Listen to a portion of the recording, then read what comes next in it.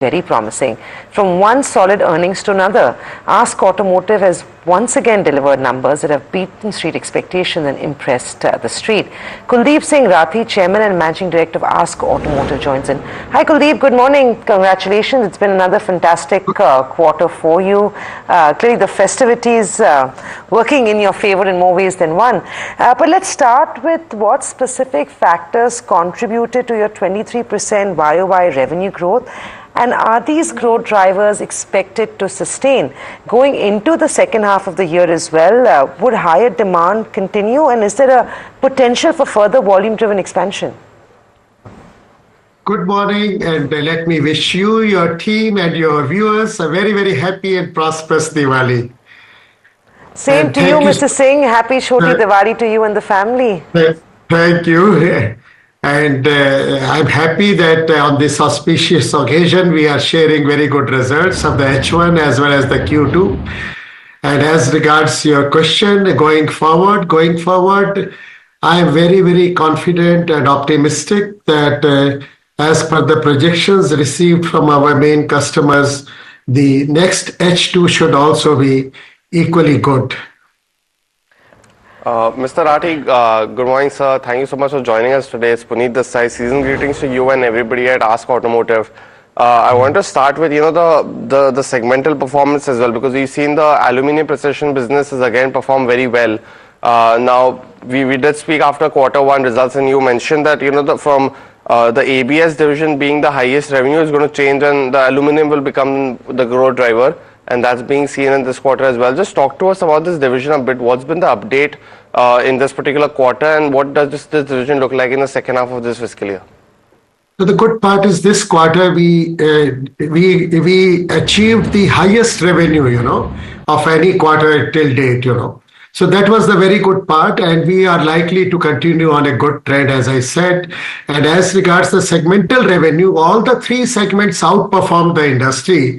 And our advanced braking system and the cables division, they grew by 18%, and the aluminium lightweighting precision solutions grew by 28%. I had told you last time also, this is our sunrise sector. This will outgrow the other sectors, and we are on the right path in that direction. Sir, there's so much working for you, and it's so good to have a conversation that's only positive this morning. But can you elaborate on the role of the Karoli facility, and where does that utilization stand at? How much has it contributed to the nearly 57% YOY jump you've seen on your EBITDA? And what role is it going to play in margin expansion? Because I believe the second half will see margins only getting better from here on. Yes, the good part is that Karoli facility, we have invested already 425 crores, and I am very happy to share that it has already reached around 50% of the capacity utilization. And on that capacity utilization, we have become EBITDA positive. So that's a very good part, and that has contributed substantially to these results, and it will keep on contributing as the capacity utilization increases in Karoli in the times to come. Number one. Number two, even the subsidies that had not come from the Rajasthan government till date will start coming from the Q4, It will not come in the Q3 also, but Q4 it will start coming.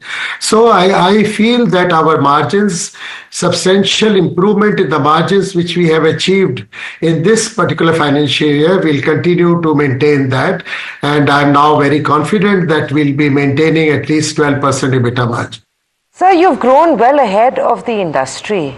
Help me understand, what should the street expect from you in the second half of the year? Will you continue to outperform industry? And if yes, what is your internal goal in that sense? No, we'll continue to outperform the industry. We have done it for the last 30 years, and we'll keep on doing it. Right. Also, a quick one on your Bangalore facility. When does that come on stream, and how will that help your margins going ahead?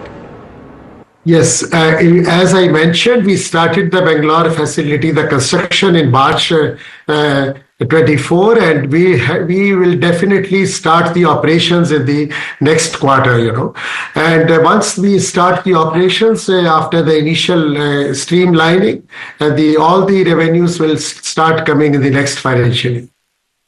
Now, Mr. Rathee, just a couple of questions from my side. In this quarter, we've seen a very strong EBITDA growth, as you rightly mentioned.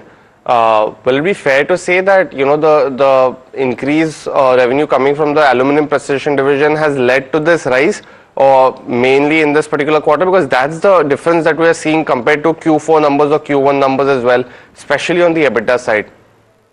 No, the good part is that in our profession, our line, the manufacturing excellence comes with the economies of scale. So the economies of scale have come with the higher revenue, and we have done the best percentages we have got in the manufacturing through manufacturing excellence, and even the manpower expenses also get divided on the higher revenue. So we have the internal efficiencies have improved. That's why we are confident to maintain it. And just one question which I had with your partnership with Aisin Group as well. Now, we've seen a lot of auto ancillary companies stitch partnership with global players, and that's to localize a lot of products that are being imported in the country. I think one such opportunity is the sunroof systems. Now, I just wanted to ask currently, any kind of partnership that you can quantify for us with products which you stitched in the last 6 to 12 months that you see meaningfully contribute now or over the next couple of years as well? Because that's been one of the differentiating factors in auto ancillary companies, and such as yourself, you already have one with Aisin Group. Anything that you can quantify which product is currently being either like made in India by you, or what kind of partnership such as these could mean for the future? No, as you know, after listing, it's less than 1 year now, and we signed 2 collaborations. One was with Aisin, joint venture partnership with Aisin Group, so that the company has been formed and we'll be launching our products in the next quarter. So the results, you will see some good results in the next financial year, number one. And number two, we also signed a technical collaboration for making alloy wheels for the scooters and motorcycles for the in high pressure die casting. So the tests are under progress, and for that also the results you'll be seen in the next financial year. So these will be the 2 growth areas in the next financial year. And sorry, sir, if I missed that, for Aisin Group specifically, any kind of product quantification that you can give us, and what's the current is it contribute? See, product specification will be all the OE products, whether made by Aisin Group or by the ASK Group, that will be launched in the market.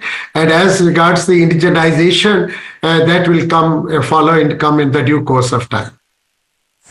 Singh, one last question before we wrap up. Fair for us to assume the second half of the year will look much better than the first, because I believe two-wheeler sales are still looking and going well. No, it should do well, because I feel the first half, the infrastructure spending by the government was less, and that will be much more in the second half. So at least I am very bullish on the two-wheeler sector.